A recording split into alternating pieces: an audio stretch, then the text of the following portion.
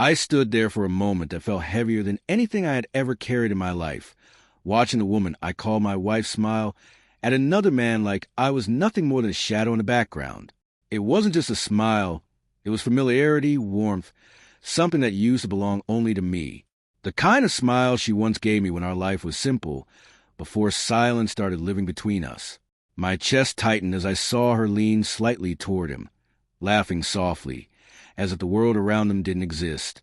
And in that instant, something inside me cracked, not loudly, not dramatically, but in a cold, quiet way that told me I'd already lost her long before I realized it. I didn't rush forward. I didn't create a scene. I simply watched a few seconds longer, try to convince myself there was some explanation I was missing. Maybe it was innocent. Maybe I was overthinking again like I had done so many times in recent months.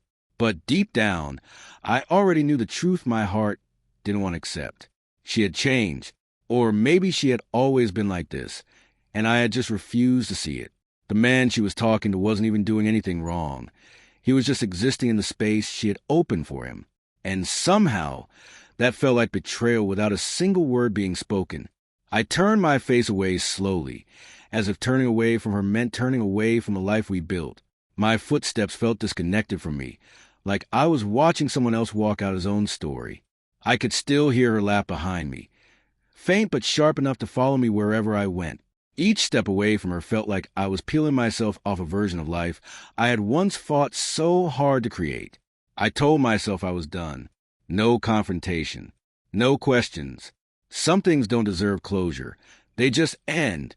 I reached the edge of the gathering, the noise of people blending into a dull background blur. My mind kept replaying the same image.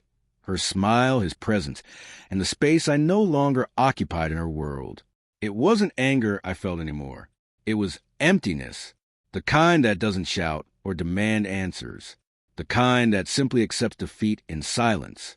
I decided I would leave her there, leave everything behind, and never return to this version of our life again.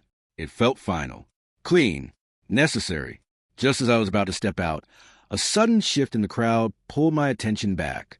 A microphone crackled somewhere near the center of the hall. I didn't want to look, but something about the sudden silence spreading through the room forced me to pause. People started turning their heads, whispering, stepping aside, and then I saw her again. My wife, standing alone now, no longer smiling, her hand slightly trembling as she held a mic. The man she was talking to earlier was nowhere near her anymore. She looked different. Not the confident version I had just seen laughing moments ago, but something more fragile, more exposed. Her eyes searched the crowd and then locked onto mine. For a second, I thought she would stay silent. That maybe this was just another speech or announcement. But then she inhaled sharply, as if she'd been holding a truth inside her for too long, and finally let it go. "I can't do this anymore," she said, her voice breaking through the room like glass. The crowd went still. My body froze. She wasn't looking at anyone else anymore. Only me. I've been pretending for months. Pretending I'm okay. Pretending I don't remember what really happened. My heart slowed without permission. Something was wrong. Something deeper than I had imagined. This wasn't about another man. This wasn't about a smile. She stepped forward slightly, tears forming, but not falling yet. "He thinks I've moved on," she continued, pointing faintly in my direction. "But the truth is, I never told him why I changed." The room felt like it disappeared. My breathing became heavy, uneven. People around us were whispering now, but it sounded distant, like I was underwater. I tried to understand what she was saying, but my mind refused to catch up. Then came the words that shattered everything I thought I knew. "That accident wasn't his fault," she said softly. "It was mine." The air left my lungs instantly. The world didn't just slow down. It stopped. Suddenly, every memory I had been replaying was no longer what I thought it was. The arguments, the distance, the silence between us. It all shifted shape in a single moment. She wasn't confessing to betrayal. She was confessing to something far heavier, something buried, something I had never even suspected. She broke down completely, holding the mic with shaking hands. I was driving that night. I was the one who made the mistake. And I let you believe it was something else because I couldn't face losing you. Gasps spread to the room, but I couldn't hear them properly. My entire body felt locked in place.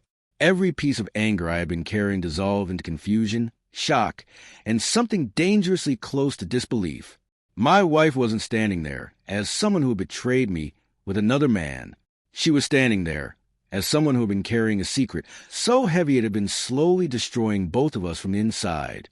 And as I looked at her, really looked at her for the first time in a long time, I realized the story I had walked away from seconds ago wasn't even a real story at all.